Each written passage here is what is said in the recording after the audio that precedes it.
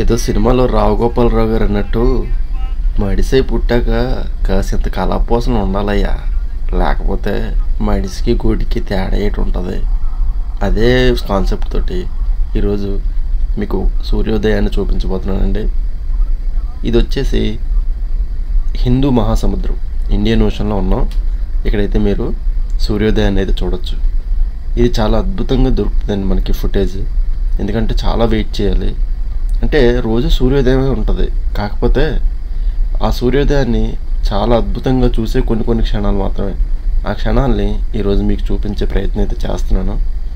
మీరైతే పూర్తిగా వీడియో చూసి మీరు ఏమనుకుంటున్నారు, ఎలా ఉంది, ఒక కామెంట్ అయితే చేయండి. మన వీడియో కనుక మీకు నచ్చినట్లయితే ఒక లైక్ ఇవ్వండి. కొత్తగా చూసేవాళ్ళు మాత్రం సబ్స్క్రైబ్ చేయడం మర్చిపోవద్దు. ఈరోజైతే మనం ఇండియన్ ఓషన్లో ట్రావెల్ చేస్తున్నాం. ఎందుకంటే మనం ఇప్పుడు మలేషియా నుంచి బయలుదేరి టాంజియర్ అనే పోర్ట్కి వెళ్తున్నాం, మొరాక్కో దేశం. అక్కడికి వెళ్ళడానికి మనకు 21 రోజులు పడుతుందండి. ఓన్లీ సెయిలింగే 21 రోజులు. ఈ 21 రోజులు ఇలాగ మనం ప్రయాణంలో ఎన్నో అద్భుతాలను చూడొచ్చండి. ఈయన సీ లైఫ్లో నేను తెలుసుకున్నది ఏంటంటే, సీ అనేది ఒక అద్భుతం అండి. ఎందుకంటే ఎన్నో అద్భుతాలని చూపిస్తుంది, భయంకరమైన విలయాల్ని చూపిస్తుంది.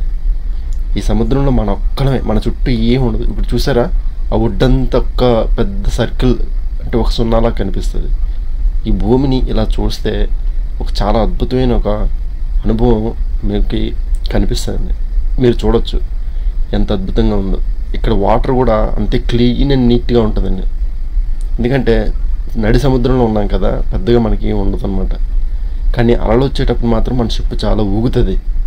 ఆ ఊగేటప్పుడు కాస్త భయం వేస్తుంది అనమాట. ఓవరాల్గా ఈ వీడియో మీద మీరు ఏమనుకుంటున్నారో మీ కామెంట్స్, లైక్స్ తెలియజేయండి. అంతవరకు జై హింద్, వందే మాతరం, భారత్ మాతాకి జై.